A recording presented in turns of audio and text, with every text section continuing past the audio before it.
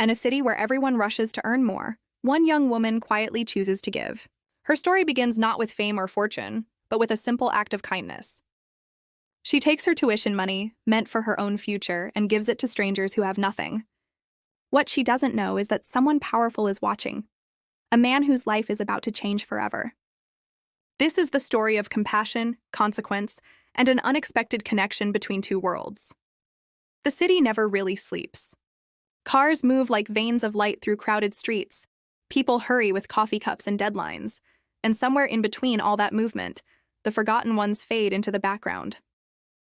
The homeless, the unseen, the silent. They live under bridges, behind shops, in the corners where no one looks. For most, they are invisible. But for Aisha, a 22-year-old university student, they are impossible to ignore. She comes from a modest home.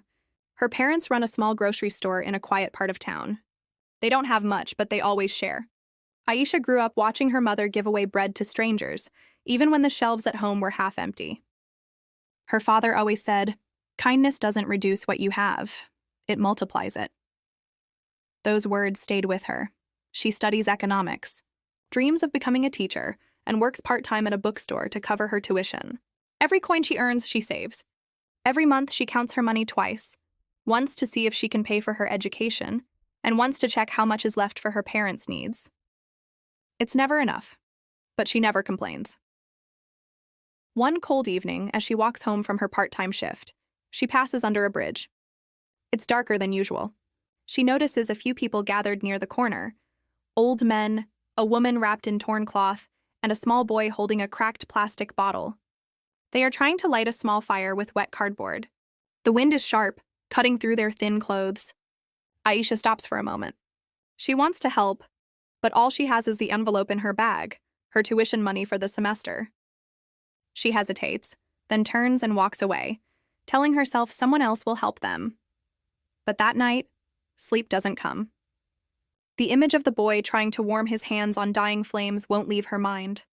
She sits up, looks at the envelope again, and feels the weight of a decision that shouldn't be so hard, her future or their survival. The lamp beside her flickers as she whispers to herself, "Maybe this is what I was meant to do." The next morning, she walks back to the same bridge, clutching the envelope tightly. She finds an older woman there, Parveen, who runs a small food charity for the homeless.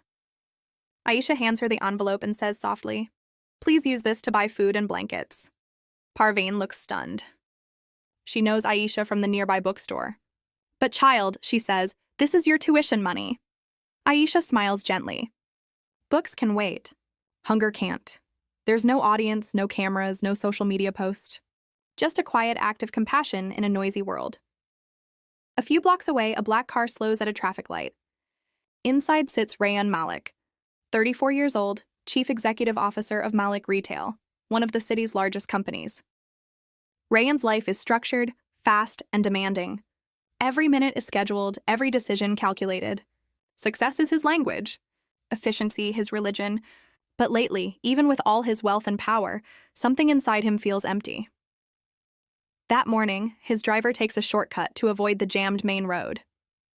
As they pass under the bridge, Rayan notices a young woman handing something to a group of homeless people.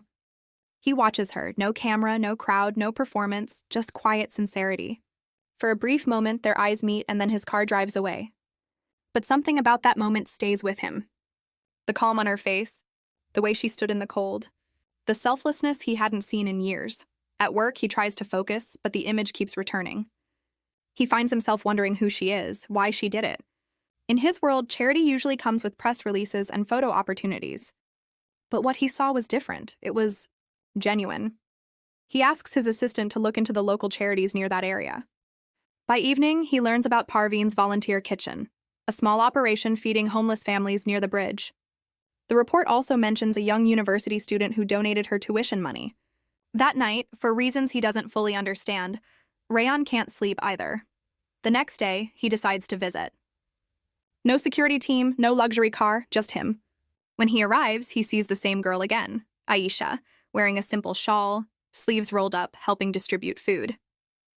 Her hands move quickly, her smile steady. The people around her seem to light up in her presence. Rayan watches from a distance. Something about the scene humbles him. He approaches Parveen, introducing himself quietly. "I saw what you do here," he says. "It's good work." Parveen, unaware of who he is, nods with gratitude. "We do what little we can," she replies. It's never enough. Rayan offers to help, anonymously. He writes a check to cover food supplies for the next few weeks and asks her not to mention his name. Then he leaves, but he can't help returning the next day, and the day after. Each visit, he watches Aisha working, sometimes carrying pots, sometimes sitting with a homeless child, teaching him how to read using torn paper. She doesn't seem to care about her appearance, her reputation, or even her lost tuition. She simply does what feels right. Slowly, Rayan begins to talk to her. Just small conversations at first, wait about the weather, about the food drive, about her studies. She never suspects he's a wealthy CEO. To her, he's just another volunteer with kind eyes. Rayan listens more than he speaks. For the first time in years, he's not calculating profits or growth. He's learning about struggle, resilience, and humility. Aisha tells him, "People think giving is about money. It's not. Sometimes it's about time, or attention, or just being kind when it's easier not to be." Her words strike him harder than any business lesson ever did. Weeks pass.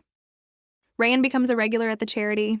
He buys supplies, helps distribute food, and talks to the homeless about their lives. He learns their names, their stories. An old man who lost his job. A woman who fled an abusive home. A child who dreams of going to school. Each story changes him, softening the walls he's built around himself. One evening, as they clean up after dinner service, Parveen recognizes him. She's seen his face in a newspaper. "You're Rayan Malik," she says, surprised.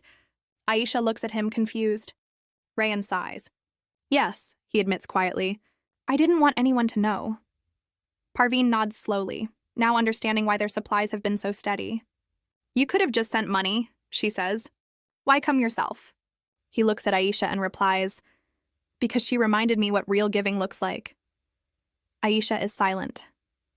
She feels betrayed for a moment, unsure if his kindness was genuine or just another project for a wealthy man seeking redemption.